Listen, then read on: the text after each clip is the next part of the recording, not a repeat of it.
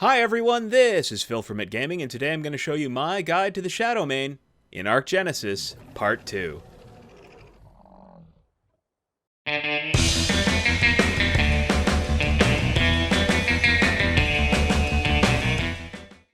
The Shadowmane is one of the new creatures available in ARK Genesis Part 2, and possibly the most well-rounded and coolest looking of all of the new creatures that are available.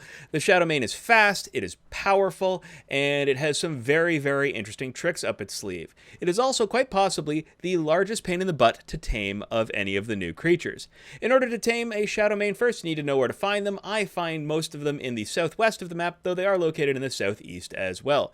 You'll be taming them during the day, because during the day they will sometimes be asleep, as you can see right here. And in order to tame them, you will need fish baskets full of fish, which in and of itself is a giant pain in the butt. So what you do, or at least what I do most often to catch fish, is I go up to a shoreline, especially where there's a bunch of piranha around, and I place a fish basket where a piranha has been hung up. The fish basket won't allow you to catch a fish for at least 10 seconds after it's been set, and then you can press E to trap any fish that are near it, though do be aware that some of the fish are quintessentially ARK. You can load the fish basket with other fish for this tame. For example, coelacanths and saber-toothed salmon will both work as well. All that you need to do once you have a loaded fish basket is place it into the 10th slot of your hotbar when you're about to tame your Shadowmane. The Shadowmane must be asleep, so that only occurs during the day, and you're going to want to crouch approach the Shadowmane from the rear. Now, once you get up close enough to the Shadowmane, you'll see a prompt to feed the fish to the Shadowmane. And there you can see you've got a tame bar increased, and once that's done, the Shadowmane will disappear, and you're going to want to run. You're going to want to run away real fast. Now, at this point, you don't know where the Shadowmane is. In order to track the Shadowmane while it is invisible, you can use the Taming tracker available in your inventory. And there you can see you have an indicator showing where the Shadowmane is located even when it's invisible. Eventually, it will stop moving, which means it's gone back to sleep. Though do be mindful of the fact that even though it is asleep, you have a very short window to get the next food into the Shadowmane before the tame will reset.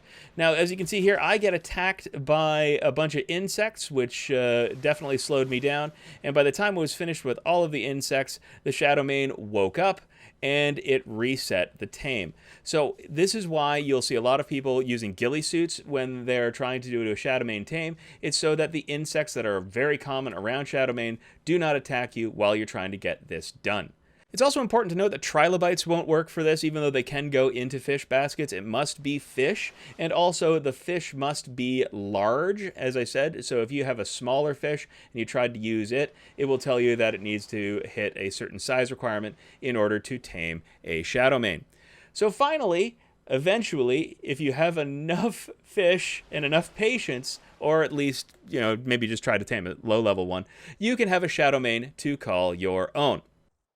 Once you've tamed a Shadowmane, it's important that you also tame another. You're going to want to have one of each gender, both male and female, and the reason for this is because the Shadowmane has a couple of abilities that are unique to each gender, and that those abilities are only usable while mate boosted. So it is important that you have both a male and a female to fully utilize the capabilities of a Shadowmane. To start off, the basic attack of the Shadowmane is your usual chomp and swipe attack that does damage, but you will notice that there is a bar that is filling on the lower part of the screen. When that bar fills to completion, that allows you to do a power attack, as you see there, which does about 4 times the damage. To do that attack, you hold down the left click on PC, so the regular attack button, and as long as you kill something with that attack, the power of that bar will maintain. It will only get rid of that bar when you do a power attack and don't kill an opponent. The alternate attack, the right click, is a hold, and you will see this force field come out, and you will do this dash attack between any creature that is highlighted within that force field. I'll show that again. So I hold down right click, and then I quickly dash between opponents, and you can see it sort of stuns them and holds them in place. The next two abilities only work while mate boosted. For the female, if you are mate boosted, you can press C by default on PC and turn yourself and your partner invisible, which is just awesome. If you want to turn visible, you just press C again, and you will toggle the invisibility on and off.